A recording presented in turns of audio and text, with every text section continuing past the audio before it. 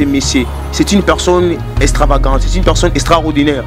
J'avais parlé avec ma mère. Mais aujourd'hui, lorsqu'elle est basée, la commune peut mettre Kabila, à Balou Kelibiso. Alors, Bibi Kabila, ça m'a bien, Kabila, ça m'a bien. Ce sont les enjeux politiques. C'est ça que j'ai dit. J'ai dit qu'à l'Afrique ou à RDC, il n'y a pas de politiciens, il y a des mécontents. Tout politicien, il y a du pouvoir dans le Congo, il y a un bon côté. Bandeko Bazi, caméra, parce qu'il est le côté. Moïse Katumbi, parce qu'il est le côté. Ce que tu as dit bien, Bango Bazan a Simaguer Wana. Parce que la guerre si la type comme base à la bongo belé, base à la au-delà prospérité na bango. J'ai parlé avec Ilan de Gégène à ISP parce que moi je suis l'éthique. De votre mandat, les lois vont protéger Pekakayo. Vous savez, ce que je dis comme président de la République. Oui. La première chose on a ça là. Et ça quand on a Fayulu, quand on a Kabila, aussi qu'on Sam Tshisekedi. Quand on a Fayulu pour Assalini. Quand on a Fayulu, il y a un quand on a Fayulu pour Assalini. Vous savez, Baza Bato Bako c'est peuple NRR. Baza Bato Bako, vous savez, na France, aux États-Unis, na Ousto, Bato Bagena Ousto na États-Unis, j'ai ma sœur Florangani, Azawana na Ousto. Vous pouvez avoir raison, mais le Rwanda Bisayo, la Congo est exemplaire à Zade. Mouto Golobake, Bajen Congolais, Bazo Langwa, Bazo Mela, Bazo Fete, est-ce que bon Baza exemplaire? Est-ce que les politiciens Bazo le Bela, Bato Bole Canadien, Bazo le Bela, Baza exemplaire? Moutayi Bimbo Ngamboka 200 millions de dollars à éprouver l'économie, à éprouver les jeunes. Est-ce que la régie de Bangladesh va journalier? Est-ce que la ciné de ça va journalier? Ceux qui sont dans Makambo sont intéressants. Oh, il faut pas qu'on t'engage, mais la guerre aussi, quand tu vas dans la jeune, tu vas kufa pour na bango. Mais papa aussi va kufa. En fait, mais c'est vraiment au côté de la mutema mboso. Aussi c'est un politicien. Oui, c'est un politicien. Vous avez dit dès le début qu'il n'y a pas de politicien. Il n'y a pas de politicien, mais il y a des personnes. C'est comme ça. Donc pour vous, la personne qui est derrière la guerre, c'est le politicien. C'est le politicien. Ce sont les politiciens qui sont derrière. Qui sont derrière. Ce sont les politiciens. Ah. Ce sont les politiciens qui sont derrière. La communauté internationale a négocié avec les politiciens. Moi je connais certains politiciens. Je sais qu'il y a des gens qui ont des mais les cas, biso ba pandisango, tozwa ki na ba moko ba na ba journaux na biso etambola ki. Ils se sont pas. Na retourner à qui ou pitoko moninga zo ki maboko webisa moninga ya to travailler. C'est pour ça les Français, les Américains ba les garabiso. Aujourd'hui si les Français parce que ba comprendre matal, ba comprendre que pour na bien batunyo sur photo sangana. Vous savez, Moïse Katumbi atika biloko basalaka. Vous savez, les Katangé bazabato moko malamu, bato moko boyo balingaka bien mboka. Mais ba politicien bazana sima ba Katangé, batungisaka ba Katangé, basala balikanisation Katangé est comme indépendant.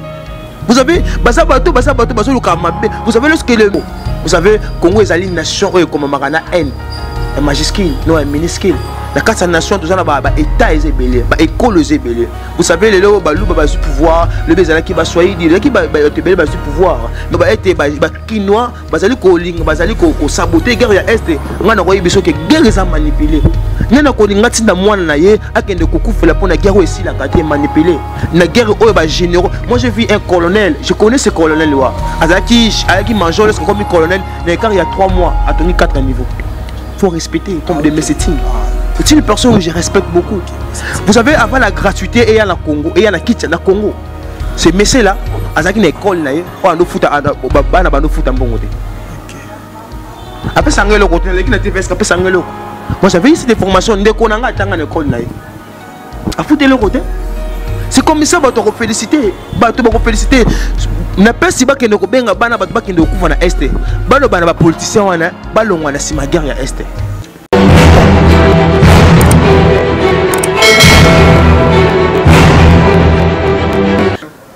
Bonjour à tous les abonnés de GCM Info TV et à vous les amoureux de votre émission que vous aimez autant. Exprimez-vous au micro de Karis Dissou. N'a le baga toujours Karis Dissou na zaka partout. Mutunia surtout au azana besoin à s'exprimer. Karis Dissou azala kawana pour na kotier les micro à s'exprimer aloba oyo azali nango bosenga pambate lelo na bino moko ya ba invité azali jeune moko boye aza beaucoup plus na politique lelo Caresse Disu to beta sur la politique na ye moko se présenter bien là je dis merci na Abel qui est derrière la caméra et puis à notre boss d'Acosta Bambote Nayo Caresse Disu nous a toujours un peu dans ça la actualité est dominée la politique et surtout l'événement aux Zoroleka kuna pe bande kona biso ya est bazui quelques villes ya est ezali déjà na maboko ya ba Rwandais tout ça vraiment pas si des tibundagana ba Rwandais déjà bazui yango donc petit à petit ceux qui tiki kaka boye to ko perdre ezali notre héritage au bakoko batikela biso RDC ezali mboka na biso ata 1 millimètre de perdre en côté toza obligé ya ko garder en c'est en pe azo pesa matondi mingi na ba FRDC ne baza ko bundela biso kuna baza ko lala te malgré ba makambo ezali belé mais baza wana toujours pour na ko bundela biso. Je ne suis pas seul à mon plateau, je ne suis pas seul, je suis avec Djate Moukoumadi. Djate Moukoumadi est fils de vice-président et vice-gouverneur Djate. Donc son père Azaraki, arrière-parent naïe bien sûr, Azaraki vice-gouverneur, Otobengaka vice-gouverneur Djate Léona Fandi, Namokoya Bananaye. Là je dis bonjour papa Djate. Bonjour. Papa Kombo, na se présenté mais bien pénaté yo mo kiko bakisaba o ngana ici. Bon, mon nom c'est Djate Okoumadi, le fils de vice-gouverneur dans les temps de Mobutu qui s'appelait Djate. Je suis aussi le petit-fils de général Wawa. C'est notre oncle. Donc là où il est, bonjour à toi, notre oncle. Tu es un parti politique dans les années. En fait, je suis un parti politique, mais je suis un jeune à comprendre la manière où les choses allaient kokende. Parce qu'il y a un adage, on dit, lorsqu'on vit sur la grâce, on doit comprendre la grâce et de suivre les mouvements de la grâce. Et on doit comprendre la manière où notre politique est kokende. C'est pour cela que j'ai changé le côté. Nous avons deux grand problème, il y a émission des sujets à ma case de là, elle bosse à affaire, il y a guerre où il y a Esther, et puis il y a mi balai, à affaire, il y a élection. Ouais, to bandana nous na oyo zo pe la moto za makambu ya guerre oyo na Esther. Papa ya guerre ya Esther wana analyse din oyo sali lokola moko ya ba jeune combattant ozo bunda pona ekolo, analyse din yo sali par rapport ya guerre wana, c'est dit à quoi? Vous savez, monsieur le journaliste, guerre ya est, ils allaient guerre moko eza corrompu, guerre moko politisé, oyo bato bako bunda babundi solution oyate. Pourquoi j'ai dit ça? Parce que derrière oyo ils allaient combat ya guerre ya est, bato bazawana ils allaient bande ko na biso ba congolais. Oyo bazoli na biso, oyo bazomela na biso, bango bazotika ba secret. Beaucoup kozwa lisango na 20h bo sali secret mo bo sala secret pour na boye ba kokotela ba ennemi na 20h10 ceux qui bozwa ki lisano wana na 20h15 directement na Rwanda to na M23 sangwane c'est Panzani. Pourquoi? Parce que bandeko na biso toujours na bango les mêmes politiciens auto voter ki lelo auto pesa ki bango maboko bango ne bazoteka yango komona un politicien azo gagner $21,000 a tongi 15 niveaux 15 niveaux 20 niveaux basa na mboka oyo. En fait j'étais en Afrique d'ici la Cape Town na fait na ki Towana na moni immeuble moko ya 25 niveaux. J'ai demandé à bateau bazako tout na bi pourquoi immeuble à 25 niveaux la personne on sur na bi singa moni immeuble oh eza moko ya politicien na biso congolais. C'est ça la question à poser, nous le peuple congolais, nous les jeunes tels qu'on est, il faut tout poser la question. Dans le Baka, souvent, guerre au Est et aussi la raté. L'autre rejoint, toujours sens, toujours bénéfice. En fait, on appelle ça merci beaucoup et pas il y a président Abissou Félix Tshisekedi n'a respecté quasi beaucoup parce que ça a force idée à Colombo la guerre. Mais en tant que patriote, en tant qu'un homme, en tant qu'une personne, le Baka guerre est aussi la tête. Parce que tout ce monde contre une institution, la communauté internationale. Bango wana bazana sima ya guerre. Bazo sala ete guerre aussi la tête pour na bango batonga, bazo or, minerai, basala ba camion, basala makamnonge belé. Aussi ba politicien na biso, ba soda na biso, oyo ba lesi bango mbongo directement guerre aussi la tête. Vous savez pour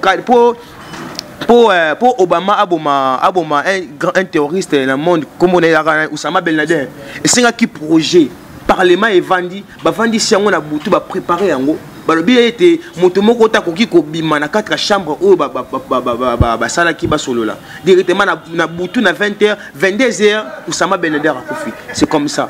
Parce que Obama comprenait que aussi même il y a les États-Unis, guerre il y a des terroristes, Oussama Ben Laden et comment qui corrompu. En Afrique, il n'y a pas de politiciens mais il y a des mécontents, de voleurs. Tous les politiciens de l'Afrique sont des voleurs. Oh, comment ça? Bien sûr que oui. Prenez l'exemple de M. Kabila. Il est devenu président. Azim Bongwap, aujourd'hui multimilliardaire. Prenez l'exemple de Ndeko Basile. Lorsque moi j'étais petit, j'ai regardé Ndeko Basile. C'était mon idole. Ouais. Moi j'ai soutenu Ndeko Basile. J'ai dit à ma mère, tu dois voter ce monsieur. C'est une personne extravagante, c'est une personne extraordinaire. J'avais parlé avec ma mère. Mais aujourd'hui, lorsque Ndeko Basile a commis na Kabila,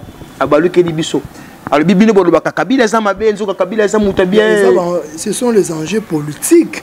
C'est ça que j'ai dit. Ouais. J'ai dit qu'à l'Afrique ou à RDC, il n'y a pas de politiciens, il y a des mécontents. Tout politicien, il y a du pouvoir na Congo, il y a un bon côté. Ndeko Basile, caméra, parce qu'il est le côté. Moïse Katumbi, il est le côté. Ce que tu as dit bien, bango basa na simaguerre wana.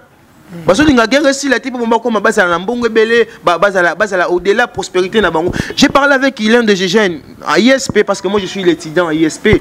J'ai parlé avec l'un de mes frères, j'ai dit frère, vous savez tous forcé vie, tous à la batu, bataminer le lobby la vie mais aussi mbaté parce que Kabila ndinga zawana to mozi tout bato bazawana. Ceux qui le bazate baso préparer bana na bango. Mais est-ce que biso to cause ministre à lobby? C'est que j'ai dit na ici bato. Bon on a ba parti politique. Il faut tout ça la révolution. Nous les jeunes, tous ces révolutionnaires. Vous savez, une personne a marché pour les Cambouya, il y a Fayoul. Fayoul a bien dit tamboli. Mais pour ceux qui m'ont dit matin à la ville au tambola, le lolip et mati, de l'art et mati. Est-ce que biso tout ça li, tu résolu tout ça la marche pour la lip et mati? Est-ce que ça va arranger au biso peuple faut comprendre. Guerre et ali physique mais c'est mental. C'est ça. Guerre ya est, ce n'est pas physique, c'est mental. Bato bazo koufa na est, ba jeune bazo qui ne ba kende koufa parce que c'est un sacrifice politique. Sacrifice politique c'est le faible qui domine le fort. On dit ça la bato ya ba chance musu ba le baka le jeu des serpents. C'est que je te donne aussi je rachète ce que je te donne. C'est ça. Donc biso faut comprendre le ba guerre oh point si là et ce nga bato bande ko na biso ce sont les frères. Basa ba congolais, basa ba politicien, basa ba grande personnalité tout respectaka. Mais ba yo ki la biso peuple mawa, ba longwa na sima wana, to yeba na ko combattre moninga, ba ngona na biso. Est-ce que Rwanda vous marque bundisa biso?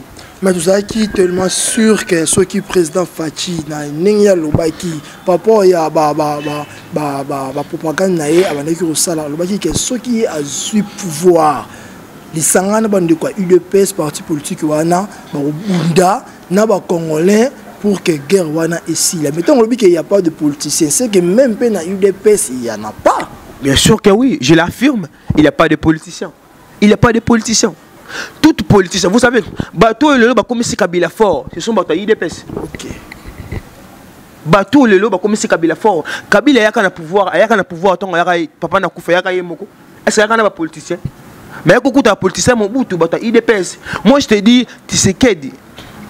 Moi je te dis, tu sais qu'est dit le père. Tu sais qu'est dit le père, il était 2 fois ministre. Tu sais qu'est dit le père, il était 2 fois ministre. Mais c'est une personne à féliciter. Il a lutté contre la corruption, il a lutté contre Mobutu. Moi je les respecte ces personnes. Et ça des bâtons à la respecter à la vie nanga. Mais c'est tu sais qu'est notre papa, tu sais qu'est et Lumumba. Ce sont des personnes qui ont payé le prix du rachat. Mais quand tu viens de dire que Baza Bateau va payer à prix, mais il y a d'autres solutions qui sortent en disant que non, tu sais qu'est aussi, tu sais qu'est du papa, tu sais qu'est il était derrière Kabila, il prenait de l'argent en cachette, ceci par là. Et toi tu confirmes que non, tu sais qu'est a payé le prix pour la démocratie. Mais... Vous savez, mais le journaliste est là, je ne me disconviens pas. Moi je connais la personne telle qu'il est, je sais que c'est une bonne personne. Sa façon de faire des choses, sa façon de réagir, sa façon d'agir. C'est une bonne personne. Je félicite ce qu'il a fait pour nous. Aujourd'hui, il a la démocratie parce que cet homme-là a lutté pour la démocratie. Mais il n'avait pas besoin de pouvoir. Il avait ce besoin-là. Aujourd'hui, vous savez, c'est que le père a comme président de la République. Mais aujourd'hui, il n'aura pas des moments cruciaux qu'on vit. Mais il a besoin de tempo. À 2 reprises, tu sais qu'il dit, un prétendant à pouvoir à l'époque de Mobutu, il a été nommé Premier ministre. et après cela makambo yaki obima et alors que Mobutu aki en exil tu na kina ko kufa ndenge Kabila le père ayaki mutu oyo to yebaki que non ko zoa maman son boss c'était Tshisekedi ako mutu a menacé Mobutu maroki au pouvoir et puis na ère ya Kabila pour ya président Kabila et puis na ya président Mobutu na bon mi balé vraiment. Vous savez, début il y a information, on a dit que Tshisekedi, tout le monde compte une institution, la communauté internationale. Ça veut dire que bango bakolingate moi na mboka azwa pouvoir, à conserver le pouvoir. Kabila le père azwa qui pouvoir à humilité. Je te dis, bana mboka nyos o balukaka bazwa pouvoir, communauté internationale bango. Président Kabila père qui moi na mboka moi na. Qui t'a dit ça? Qui t'a dit ça? Mais c'est le jeu politique. Oui, le jeu politique, mais Kabila, il était fils de Kabila. Est-ce que vous connaissez la maman de Kabila le fils? Oui, je te dis qu'il n'était pas congolais. Il n'était pas congolais. Mais Pessa Bissou affirmant Kabila qui connaissait pourquoi? Vous savez, Kabila le fils à Outi Est. À Outi Est, il était en troupe de Kabila le père. Lorsque Kabila le père a couffé, et c'est là qui m'a remplacé. Selon l'ordre, lorsque le coup d'État bétami na mboka et c'est 4 ans, 5 ans pour la institution vendre. Directement, le moko ya généraux naé. Généraux, mais pas l'un de ses enfants. Pas l'un de ses enfants. Moko ya généraux naé et c'est là qui a succédé. C'est comme ça. C'est là qui a succédé pour comme président. Le monde m'avait dit la balkanisation du Congo est déjà demain. Pourquoi? Parce que nous avons des minéraux stratégiques au monde. Dans 5 ans, nous avons des minéraux et l'économie à lobby. Oh, bah, Américains, bazo bundela, bah, Français, bazo bundela, bah, Russie, bazo bundela. Tout ça, des minéraux stratégiques. Oh, après 5 ans, voiture carburée, vous avez soutenu, voiture, vous avez l'électricité, et vous allez accompagner par de l'électricité en dedans. C'est comme ça. C'est pour cela les grandes nations, la communauté internationale, le quoi dans la casse dans les entreprises comme Microsoft, entreprises d'ordinateurs, entreprises de logiciels, ont résolu de cristalliser le Congo, de balkaniser le Congo. Vous savez, le Rwanda était un petit pays. Un pays au final, le lobby. Mais pourquoi jusqu'à maintenant, vous savez, le chef, il y a les choses, le lobby pour naïe, c'est le bango, Simba M23, parce que M23, ils ont des armes, ils ont des armes.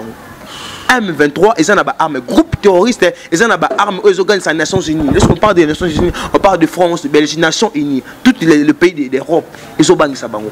C'est ce minimum, ça m'étonne beaucoup. Je me demande, qu'est-ce que nous avons fait pour mériter toutes ces choses?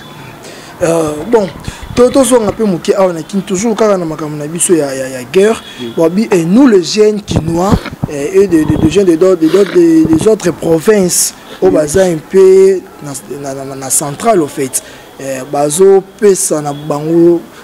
Non, guerre et l'autre côté. Nous sommes des fêtards et les gens souffrent. Mais bis 18h bar et Tony 20h 21h tout qui va fête, tout qui va concert, so bête par-ci par-là, il y a un normal concert, tout on a marqué, il y avait tellement de gens en route même qu'on quantifiait pendant que moko était ni moko ya mboka et za na guerre. Est-ce que comportement wana et au salon ningini? Vous savez, on a fait les jeunes Kinois. Baza bateau, baza intelligent, baza bateau, baza au-delà. Baza personne, on appelle ça le personne-lange. Le personne-lange, mais ils ont tous l'esprit de Bombay, comme on dit. Ce n'est pas ça. Une majorité. Vous pouvez avoir raison. Mais le Rwanda, la Congo est exemplaire à Zadé. Mouto Golobake, les Congolais, bazo langwa, bazo mela, bazo fêté. Est-ce que bon baza exemplaire? Est-ce que les politiciens bazo le bela, bateau le Canada, bazo le bela, baza exemplaire? Moutayi Bimbo Ngamboka 200 millions de dollars à éprouver l'économie, à éprouver les jeunes. Prenez l'exemple, plus de 89% des jeunes en chômage. Donc aujourd'hui, moi je suis licencié à l'informatique de gestion. Licencié, mais il n'y a pas de travail. Il y a des gens qui sont gradués, des politiciens quand même. Tu dis? Non, ce n'est pas ça. Moi je suis pas. En fait, la politique a tout qui met Orlando partout. Et Orlando partout, on est déjà des politiciens. Parce que tu l'enguis bien, le bien mboka na biso. Le leçon que tu lis bien, le leçon qui ban na biso baye na sima ba kuti Congo est bien et cause la Sengopo na Congo. Vous savez, Congo est une nation comme Marana N, un majuscule, non un minuscule. La carte de nation, tout ça, l'État est belé, l'école est belé. Vous savez, les lois, le pouvoir, le bézala qui va soigner, le qui va te pouvoir. Mais ça, on est unité nationale. Mais lorsque tu vas aller au Kinois, tu vas aller saboter la guerre Est, on a que guerre est manipulée. Nous avons dit que la guerre aussi la carte manipulée. La guerre est généraux. Moi, j'ai vu un colonel, je connais ce colonel. Azaki major, lorsque comme colonel, il y a 3 mois, à tenir 4 niveaux. Où il a eu ces argent-là? Même Nganga, où il y a Simba Kisi, Nganga Peso qui Sambongo, à Kamoko, au Toninda, 3 mois, c'est impossible. D'une manière extravagante, c'est impossible. Vous savez, les politiciens ont traité de nous projeter. C'est quelque chose, on peut pas citer ça, mais comme vous savez sur les jeunes, nous les jeunes congolais, c'est pour ça que nous maman mon côté, la guerre à Est. Aussi je l'affirme. Mais c'est là, pour ça, et tomber si là, pour que ceux qui tombent pas si tout le monde a bien quitta, moi ils ont bien. Mais ils ont l'ingaté. Tu vas que moi ma casse na bango pour ne tumba ba pour les FRDC pour la nappe pour FRDC azo perdre peu temps mais pour que tu perdre peu aux alliés va combattre azo monter la biso il faut to ba kisa mo ba soda mieux sur zo boya ba kende mais c'est les journalistes na régie des obalu bazo le kabato ba engagé ba est-ce que na régie de ba engagé ba journalier est-ce que na ciné déjà ba engagé ba journalier ceux qui sont dans Makamambongo, Makambo est intéressant. Oh, bah, il faut pas qu'on engagé, engagé, mais guerre aussi, quand tu vas dans la chaîne, pour na bango. Mais papa ici, en fait, mais c'est vraiment au côté de Moutema, Mbosso. Mais aussi, c'est un politicien. Oui, c'est un politicien. Vous avez dit dès le début qu'il n'y a pas de politiciens. Il n'y a pas de politiciens, mais il y a des personnes qu'il faut respecter, comme des Messeting. C'est une personne que je respecte beaucoup. Vous savez, avant la gratuité, il y a la Congo, et il y a la Kitchen, la Congo. Ces messieurs là, à une école, on nous fout en bon côté. Après, ça le côté, moi j'avais eu cette formation dès qu'on a atteint l'école. À foutre le côté. C'est comme ça, tu vas féliciter. Tu vas féliciter. Na pas si que nous benga bana ba qui nous couvre na est. Balo bana ba politicien wana, balo ngwana si ma guerre ya est. C'est comme ça. Balo ngwana si ma guerre ya est. Donc pour vous, la personne qui est derrière la guerre, c'est le politicien. C'est le politicien. Ce sont les politiciens qui sont derrière. Qui sont derrière. Ce sont les politiciens. Ce sont les politiciens qui sont derrière. La communauté internationale a négocié avec les politiciens. A négocié avec les politiciens. Moi, je connais certains politiciens. Je sais qu'il y a des gens qui ont été en train. Mais Mikolo Tsouleka, biso bapandisango, tozwa ki na ba journaux na biso etambolaki Martin Fayulu na PC Mbote Bisika Zali bazo kutana basangana na bit moko pona ko suivre sa guerre. Coalition wana lisanga wana esalo ndeni yo pe tango yo kia. Botu na Martin Fayulu vérité désigne ngenda. Mais c'est Martin Fayulu vérité désigne ngenda wapi. Basa bato ba distraction pas peuple. Distraction pas. Na retourne ya zala ki wapi tango moninga zo ki maboko webisa moninga ya to travailler. C'est pour ça les Français les Américains ba les Carabiso. Aujourd'hui si le France parce que ba comprendre matal, ba comprendre que pour na bien batunyo sur photo sangana. Vous savez, Moïse Katumbi atika biloko basalaka. Vous savez, les Katangé bazabato moko malamu, bato moko boyo balingaka bien mboka. Mais ba politicien bazana sima ba Katangé, batungisa ba Katangé, basala balikanisation Katangé comme indépendant. Vous savez, vous savez lorsque le président Tshisekedi avait eu le pouvoir, le politicien baleki na TV ba lobi te ba ko casser à travailler bien. Malobala bango ezawana. Malobala ke ba okasi au travail bien té. Toko lo baté que ça veut dire que bango bossa na makambo. Parce que guerre na ba M23 c'est Silaki. Kabila lorsqu'il était le président, il fut le président de la République à l'objet était nous avons eu plus de 289 groupes armés en RDC. Le président Kabila malgré ses défauts, malgré ses fautes, il était une personne où il y a 4+1 va travailler ensemble. C'était les premières personnes à créer la réconciliation. Vous savez, ce sont des personnes à féliciter. On a dit que Congo est le rôle héritage. Oui, tout ça hérité. Tout ça hérité. Donc, nous avons parti à TK. Mais là, oui, c'est bien un peu comptabilité. Il y a la passif et les actifs. Les passifs, c'est la capitale. La capitale est propre. Dès que la capitale était pour l'actif, pour un bien matériel. Vous savez, à la place côté de la capitale, il faut garder cela pour que produire bien le bien, que produire immobilier, et que produire crédit. C'est comme ça on fait.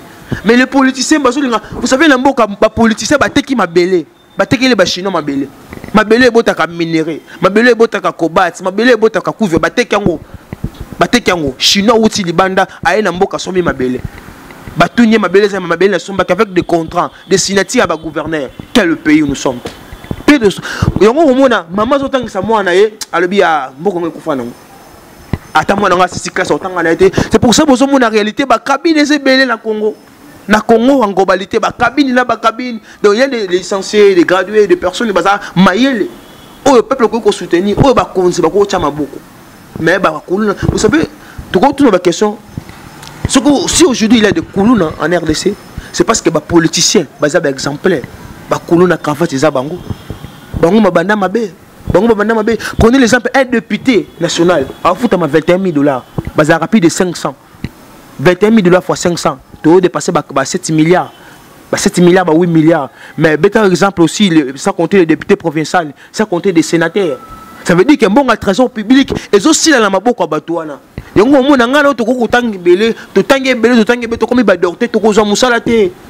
parce qu'après Bango, Batiaka Balana Bango. C'est comme ça.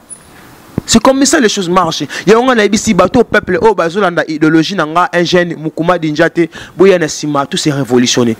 To tambola pour na lipe mati, to tambola pour na ngube mati, to tambola parce que mai ezati. Un jour dans le cas qui na musique ozaki na ISP ezaki na conférence moko boye. Alors bah non, nous devons créer la démocratie, le RDC il n'y a pas de démocratie, mais c'est mon tout avec le respect qu'on appelle ça yo. Mais la démocratie, ce n'est pas la loi des majorités. La démocratie, c'est la protection des minorités. Vous savez, les minorités, elles sont bateaux basés incapables de koloba. Bateau ba yebité. Bateau ba yebine bobandate. C'est quoi la démocratie, ils allaient soutenir batouana. Maman quoi ça na makala. O ayebi koute mukolo moko ba mona courant. Ça veut dire la démocratie, il faut bâtir le courant pour être honnête. Donc ceux qui battent à Gombe bazana courant, bata makala pe bazana courant. C'est ça la démocratie. La démocratie, c'est pas voter la loi pour na Kabila. Aujourd'hui, il y a la loi, il y a la constitution, c'est pour Kabila, c'est pour soutenir un individu. Et ça va pour la Kabila, c'est quoi? La loi, pour surtout tous les présidents sortants, ils seront les bénéficiaires. C'est ça, ils seront, ce n'est pas nous, ils seront. Mais vous aussi, quand vous deviendrez président, après, parce que c'est l'une de tes pensées. Bon, moi, je ne sais pas. Mais demain ou après-demain, quand vous serez et à la fin de votre mandat, les lois vont protéger Pekakayo. Vous savez, si aujourd'hui, on est président de la République, oui. La première chose, on a ça là. Et ça, on a Fayulu, on a Kabila, aussi on a Tshisekedi. Bon, on a Fayulu pour Assalini. On a Fayulu pour Assalini. Vous savez, Baza Bato Bako, c'est peuple NRR. Baza Bato Bako, vous savez, na France, aux États-Unis, na Ousto, Bato Bagena Ousto, na États-Unis, j'ai ma sœur Florangani, Azawana na Ousto. Bah, il dit que, na casa capitaine, na casa Mboka, ils ont deux partis. Parti wana, ils sont capitalistes, ils sont nationalistes. Donc, ils ont pour soutenir l'intérêt du pays, l'intérêt national. Les capitalistes et les nationalistes. Bon, tout le monde a un intérêt en commun. Bon, on a bien les États-Unis. Les États-Unis ont plus de 54 États.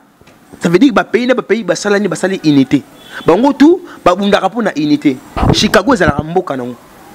Et ça, le gouverneur Bazali, au cadre à Chicago. Où se appelle un pays nango. Mais on a un intérêt en commun. Donc, ceux qui ont un lipa, na Ousto bazangi lipa, na Chicago, faut bazanga, basale faut ba pesa bango lipa. Donc, ceux qui courent dans Ousto, il faut que Chicago courir là. C'est ça le pays. Okay. Merci vraiment à tous courir derrière le temps. Tu as deuxième sujet, tu as dit qu'il y a élection. Nenge ozomone la makambo. Nenge pe guerre eza na parti ya mboka. Élection ekozala to ekozala ti. Vous savez, élection zangeni. Remaniement avec Tshisekedi. Remaniement avec Tshisekedi. Tu es pour ou contre? Enfin, je suis pour. Pourquoi? Parce que M.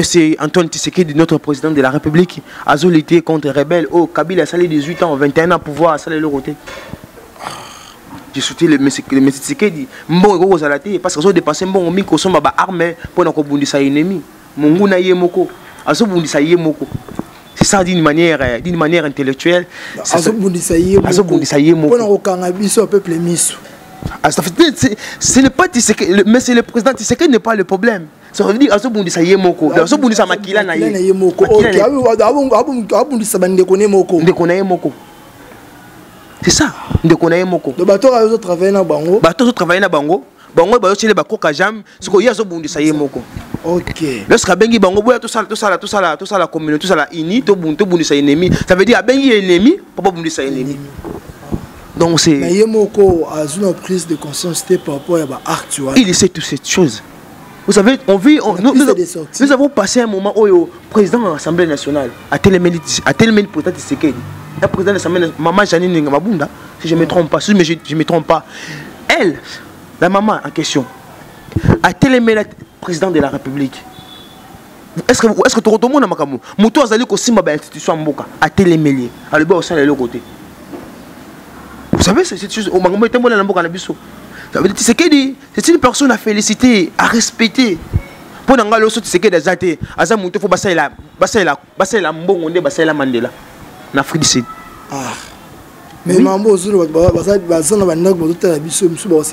Le jour où on a le pouvoir, je le répète, que Tshisekedi ou Amoulomba, le fils de Antoine Tshisekedi, il faut passer les monnaies. Il a la bonne foi. Bonne fois et puis il est en train de faire de grandes choses. La gratuité dans l'enseignement. Aujourd'hui, mais la gratuité, c'est déjà ça qui n'a déjà depuis l'époque il y a M. Kabila. Bah ça l'angote. Imposé bah ça l'angote ndengeni. Bah ça l'angote ndengeni. Ezalaki. Mais bah ça l'angote ndengeni. Yango komona que Kabila c'est le côté. Kabila. Papa. Ah. Asali banzela. Kasatiki Congo chantier. T'es qui chantier t'es bébé comme une robeba. T'es atiki Congo chantier. Ah papa. Atika Congo chantier. Kabila tongi te Kabila a inauguré. Nous sommes côté de Basala. Kabila a monnaie, Kabila a gouvernement, Kabila a nyonso. D'ailleurs, avant na kiti. Ça continue. A Zimbo on a une poste à tiki. Aujourd'hui, tu as un parc qui est mais qui n'a qu'à t'izali. Moutement à côté avant mouton côté $5. $5 pour mouton côté na kinga 5 $. Ceux qui battent côté 1000, battent côté 2000, il gagne des millions. C'est Messi. Mais pour Bassalini Namboka, il était sage. Il n'était pas sage, il est un voleur. Bon, Nalingala, Azamo Yibi, Azamo Bomi, Azamo a détruit Congo. Naïbe Sika Boma Moutouté, Mazamo Bomi, a Bomi économie Mboka. Parlant maintenant de députés, tout comme dans la chute pour les députés, peut tout le monde a calamité pour le peuple pour la propagande na bango. Autant la jeune. Surtout à Kinshasa, les personnes doivent vraiment manipuler pas les députés dans leur élection. Le message n'est pas coupé ça. On dit que pour nous, nous avons qui osalaté. Mais ce qui est que l'élection est. Les députés auto-votés parce qu'il y a d'autres personnes, ils ont fait déjà l'air de mandat au Baroya de sous-souter tour Oyoyo. Même sous ce secondé Bazoya. Même sous ce peu Baroya au Sala.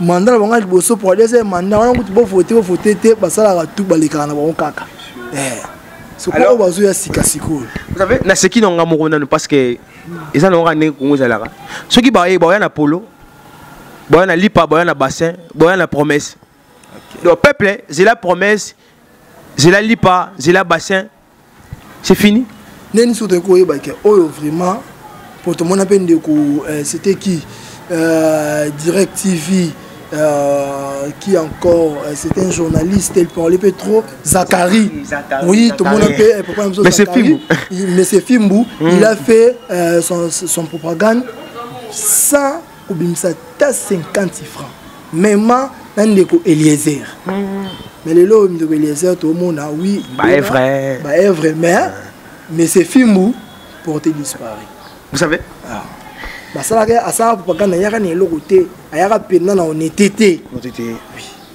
mais après quelques temps film c'est ça bon en réalité ça que ba député bazoya pour basungate bazoya pour bazambonga mboka bakende. Un député pauvre, un député au a simona $10,000 te asa capable de voter kamboka.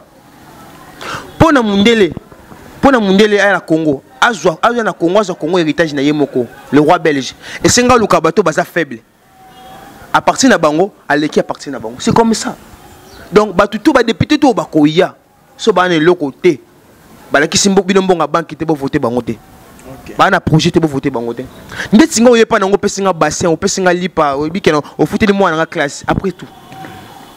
Prenez l'exemple un député, vous savez, bah député bazalaka wana pona ko sukolobe la peuple. Bah député bazal le rôle là ba personnalité, il représente le peuple. Tout député o ba vota pa peuple, muto ba vota. Zo be la ba député ba vota. Yo so ba vota yo to représentera parti politique na ville parce que ba député belé ba il y a FCC, il y a FSOSO ba vota bango te. FSOSO wan to lobe la session ana. Ba vota bango te. Yo to fani beaucoup plus. Mais bah ba vota bango, je vous dis ba lobe la peuple. Le peuple, le peuple. Mais après qu'on le peuple, si la paix c'est le peuple le parlement, le parti politique, le Kabila, le Mouzit, le Bango, c'est comme ça. Comme souka émission na biso bara TV Zangonga, mama kitoko umela raté ici la kaka, le bi vraiment kitoko malobano ya souka, message ya souka pour que tout clôturer. Pour aller pour malasima to fa nous sous pour na to sala ka ba analyse politique mais tout yo na lukela pe mutu o bo betane pour le betika na ngamoko na lukela mutu so bo betana nae tête à tête pour yo zomona le roi c'est comme si makamu sur les aka vrai na le pe mutu a ko telemela yo o pe opesa makanisi bo mekempe pour sala débat politique ko sala ma kitoko mot de la fin on a relevé là je vais annoncer pas peuple congolais, les gens vont comprendre ça. Bato ba na psychologie, bato ba yebi comment réagir, comment agir dans makambo c'est important. Vous savez, je suis un jeune comme vous. Na raisonner, c'est la raisonnement, c'est mon évangile. Donc évangile selon moi. Dans le lobby que na mboka oyo. Surtout c'est la mboka oyo échanger tout. Les deuxième chose dans le lobby était pour na mboka échanger. Ce que les autres ndaka ba député, na ba politicien, ba leader d'opinion. Là, je suis en train d'exhiber aussi, je l'affirme que ne simbara jamais. Parce que bateau de Zotinda, ça n'a pas d'intérêt dans le donc peuple, ceux qui ont un poste au monde qui est matin, on a beaucoup 20 30 bokei. N'est-ce pas na journée marche mo dans le baïté. Biso to simba basa mai. Donc to keti na ville. Et c'est comme maman na simba basa mai. To ke sur la bilamba, to ke to ki mai to zongi bandako. Donc to ça là. Donc Dieu vous bénisse. La personne mote pas il y a notre oncle général Wawa, que Dieu vous bénisse beaucoup aussi. Que Dieu vous bénisse. Si vous avez besoin de me contacter, mon numéro c'est 099 78 52 305. Donc Dieu vous bénisse. Merci Djaté, nous sommes à la fin de notre émission. Tout est bien qui finit bien. Là je dis merci à la personne qui était derrière la caméra. Abel, mouta moins sérieux, mouta aboya caméra, mon bala kitoko. Alors qui cette fois-ci décembre au bomo naï na kati caméra. Décembre oyo. Calamité, bomo naï, boutalaï, calamité à bomo naï. Mamba bien sûr les calamité bomo na ben, boutalaï. Et puis merci à notre boss Dacosta depuis quelque part. Et je suis là toujours pour faire le boulot comme il faut. Et là je dis aussi merci à tous les abonnés de GSM Info. Abonnez-vous aussi gratuitement et massivement sur votre chaîne GSM Info TV. Awane Borolanda, makamwa bien votre émission. Exprimez-vous au micro de Caresse Idissou. Tout à s'exprimer parce que mon corps, ouais, là, ça va sentiment, nabiso, et ça, tant qu'on s'exprimer par notre expression vocale, c'est ça. Tout ça, là, quand on me dit pourquoi, on a ce Caresse Idissou, na baksa la caméra, pour ma camoto s'exprimer, et soit car arrêter et qu'il ne me kill mobimba. On a bien notre koutani, na mikolo et koya, bye.